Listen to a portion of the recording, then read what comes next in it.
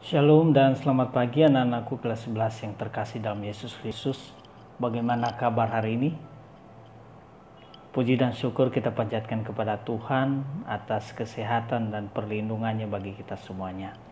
Bapa sangat berharap kalian semuanya dalam keadaan baik dan sehat. Amin. Sebelum kita memulai pembelajaran ini, apakah sudah menyiapkan semua perangkat belajarnya? Seperti buku catatan agama, buku paket agamanya, pulpen dan Alkitabnya? Jika sudah, berarti kalian sudah siap mengikuti pelajaran hari ini. Sebelum kita memulai materi pembelajaran pendidikan agama Kristen pada hari ini, sebaiknya kita berdoa terlebih dahulu. Bapa dalam surga, kami melakukan proses belajar mengajar jarak jauh pada saat ini. Mohon Tuhan memberkati kami. Amin. Saya mengingatkan kalian untuk mengisi link daftar hadir yang sudah dibagikan sebagai salah satu bukti kehadiran kalian di kelas online ini. Adapun kompetensi dasar yang harus dicapai dari materi pelajaran di bab 4 ini adalah memahami peran Allah dalam kehidupan keluarga. Sebagai materi pokok atau materi esensialnya adalah peran Allah dalam kehidupan keluarga. Dan materi pembelajaran yang akan dipelajari pada hari ini adalah keluarga yang kuat melahirkan pribadi yang kuat. Jika sebelumnya di bab 3 peserta didik sudah belajar dari materi bertumbuh sebagai keluarga Allah, maka dalam pertemuan ini kalian lebih mendalami lagi atau lebih memahami lagi bahwa keluarga yang bertumbuh dalam Tuhan itu adalah keluarga yang kuat, yang melahirkan pribadi yang kuat.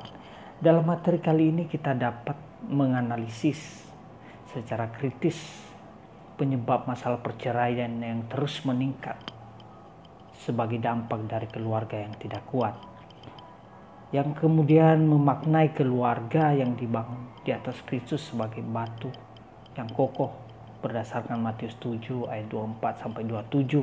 Nanti kalian bisa baca itu.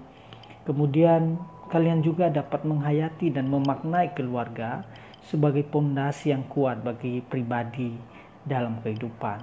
Dan yang berikutnya juga kalian bisa menjelaskan aspek-aspek karakter bangsa dan menerapkannya dalam kehidupan sehari-hari. Sehingga tujuan dari pembelajaran ini dapat tercapai, yaitu agar supaya kita semua, kalian sebagai remaja Kristen dapat memahami dan memperoleh banyak pengalaman akan pentingnya menjadikan Tuhan dan firman-Nya sebagai dasar kehidupan kekristenan kita. Ya, melibatkan Tuhan untuk memimpin keluarga kita, memohon kepada Tuhan untuk menguatkan kita jika menghadapi permasalahan dalam kehidupan keluarga masing-masing. Apalagi dalam situasi pandemi saat ini.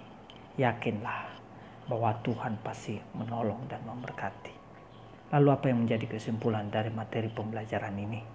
Mari kita simpulkan secara bersama-sama bahwa jika keluarga kita tetap hidup dalam ketaatan melakukan firman Tuhan dan tidak memberi kesempatan kepada iblis menguasai hidup kita untuk melakukan dosa, hidup bergantung kepada Tuhan dan tidak berjalan sendiri, maunya sendiri, niscaya Tuhan pasti menolong dan memberkati serta mencukupkan kebutuhan keluarga kita.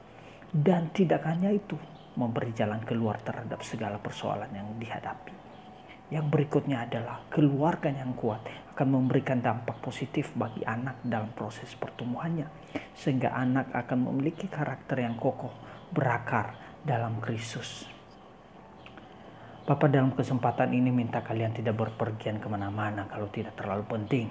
Selalu ingat dan lakukan protokol pemerintah, yaitu 3M, mencuci tangan, menjaga jarak, dan selalu memakai masker dalam adaptasi kebiasaan baru atau new normal. Dan terakhir selalu berdoa, tetap jaga kesehatan diri sendiri dan keluarga yang kita cintai. Jika berkenan, mohon partisipasinya. Silakan like video ini. Komentar hadir sebagai salah satu bukti kehadiran Anda, atau komen lainnya untuk membangun, dan klik subscribe dan bunyikan loncengnya agar supaya bisa mengikuti konten-konten materi pelajaran berikutnya atau konten bermanfaat lainnya.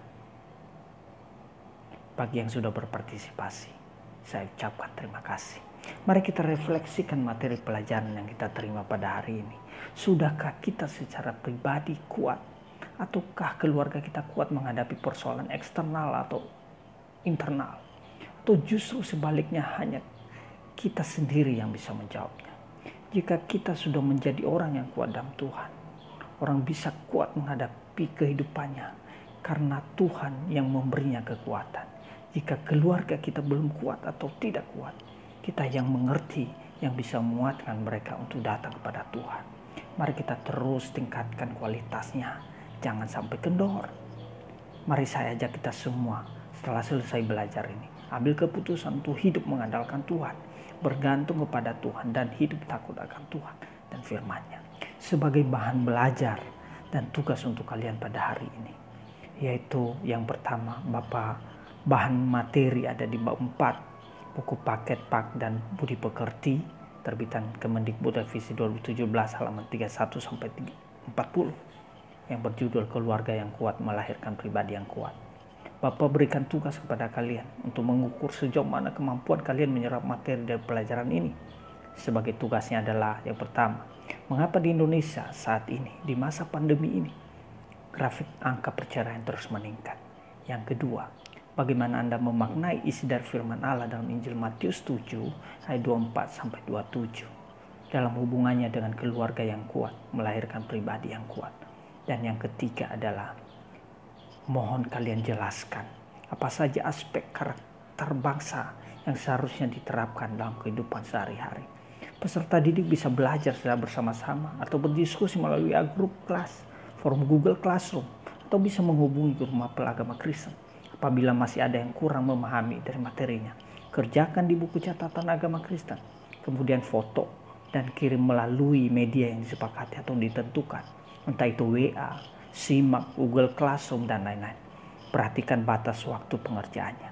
Untuk materi belajar di pertemuan berikutnya, masing-masing mempresentasikan tugas yang dikerjakan hari ini, dan peserta didik yang lainnya bisa mengkritik dan memberikan tanggapan. Kita akhiri pertemuan hari ini dengan berdoa, mengucap syukur kepada Tuhan atas penyertaan dan pimpinannya. Mari kita berdoa. Bapa dalam surga, kami sudah selesai belajar pada hari ini. Segala kemuliaan hanya kepadamu. Dalam nama Yesus kami berdoa. Amin. Tetap semangat. Tuhan Yesus memberkati.